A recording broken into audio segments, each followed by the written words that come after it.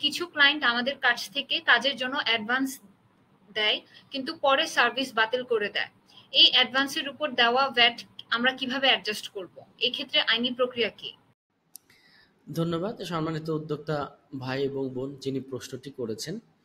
আপনার প্রশ্নটি দিয়ে বোঝা গেছে, যদি আমরা সহজভাবে প্র্যাকটিক্যালি যে ঘটনাগুলো ঘটে এরকমভাবে, যে আপনি অ্যাডভান্স আপনার ক্লায়েন্টের কাছ থেকে গ্রহণ করেছেন, অর্থাৎ আমাদের কাস্টমারের কাছ থেকে, আপনার কাস্টমারের কাছ থেকে আপনি অ্যাডভান্স নিয়েছেন। অ্যাডভান্স আমরা কি নিয়ে থাকি? কাস্টমারের কাছ থেকে তো আমরা পেমেন্টই নিয়ে থাকি, টাকা নিয়ে থাকি, মানে টাকাটা গ্রহণ করেছি অ্যাডভান্স। এখন পরে কি হয়েছে, পরে হয়তো কোনো সময় ওই সার্ভিসটার সে নিচ্ছে না, আপনার ক্লায়েন্ট আপনাকে বলছে আমি সার্ভিস নিব না, পুরোটা অথবা পার্শিয়ালি উল্লেখ করেননি, এরকম ঘটনা ঘটতে পারে। তো এখন এই অ্যাডভান্স ভ্যাটের ক্ষেত্রে কিভাবে অ্যাডজাস্টমেন্ট করতে হবে, প্রশ্নটা তো এটাই। প্রথমে আমরা ইউই কর্পোরেট ট্যাক্স লটা বুঝি। ইউই কর্পোরেট ট্যাক্সের যে ভ্যাটের নিয়ম অনুসারে, সরি ইউই ভ্যাট এখানে বিষয়টা বলা হয়েছে। তো ভ্যাট ল অনুসারে যখন আমরা অ্যাডভান্স গ্রহণ করি তখনই এটা ট্যাক্স লাইবিলিটি ক্রিয়েট করে।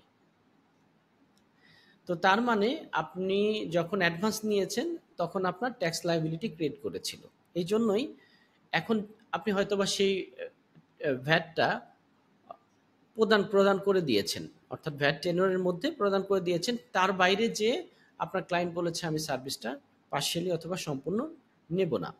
তো আপনাকে এখন যেটা করতে হবে, অন্যান্য ক্ষেত্রে যেরকম করতে হয় এই ক্ষেত্রে সেটাই করতে হবে। আপনাকে এটা রিভার্স করতে হবে। আমরা একটা ট্রানজেকশনকে রিভার্স ক্রেডিট নোট করি। তো আমরা যখন ক্রেডিট নোট করে দেব, ক্লায়েন্টের টাকা পরিশোধ করে দেব, ভ্যাটের টাকাটা আমরা কি করব, পরবর্তী টেনরে এটা অ্যাডজাস্টমেন্টে যাব। আপনারা যারা ভ্যাট ফাইল সাবমিশন করেন তারা দেখেন যে একদম লাস্টের দিকের কোনার একটা কলাম থাকে যেখানে আপনার অ্যাডজাস্টমেন্ট লেখা থাকে।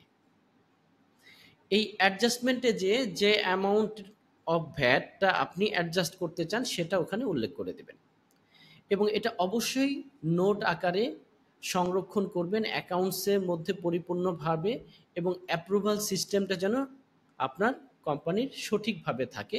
যদি কোম্পানি অনেক ছোটও হয় তারপরও আপনি এটাকে নোট আকারে সংরক্ষণ করবেন। অ্যাটলিস্ট আপনার অ্যাকাউন্টেন্ট না থাকলে মালিক যিনি আছেন বা পার্টনাররা যিনি আছেন তারা সবাই যে অবগত আছেন এই বিষয়টা উল্লেখ করবেন। বিকজ ভবিষ্যতে যে কোনো সময় যদি ফেডারেল ট্যাক্স কর্তৃপক্ষ আপনাকে এই বিষয় নিয়ে কোনো রকম তলব করে বা এই বিষয় নিয়ে যদি কোনো ইনকোয়ারি করে, তাহলে যেন আপনারা সুস্পষ্টভাবে এই ঘটনাটা উল্লেখ করতে পারেন, তাদেরকে বর্ণনা করতে পারেন কি হয়েছিল।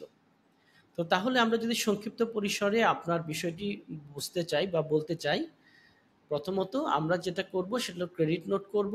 ক্লায়েন্টের টাকা পরিশোধ যেভাবে করেন আপনি ক্লায়েন্টের টাকা পরিশোধ করবেন অথবা পরবর্তী কোনো সার্ভিসের সাথে অ্যাডজাস্ট করবেন, সেটা আপনার বিষয়, আরেকটা ট্রানজেকশন হবে। কিন্তু ভ্যাটের প্রশ্নটা আপনার ছিল, ভ্যাটটাকে আপনি অ্যাডজাস্টমেন্টে আমাদের যেতে হবে কিভাবে, পরবর্তী যে সাবমিশন থাকবে সেই সাবমিশনে আমরা অ্যাডজাস্টমেন্ট করে নেব। অ্যাডজাস্টমেন্ট দেওয়ার সাথে সাথে ওই পরিমাণ ভ্যাট আমরা রিবেট ঠিক বলবো না, এটা অ্যাডজাস্ট হয়ে যাবে এবং আমরা কম প্রদান করতে হবে ওই টেনরে। তো আশা করি বিষয়টাকে সহজভাবে বোঝা গেছে। ধন্যবাদ।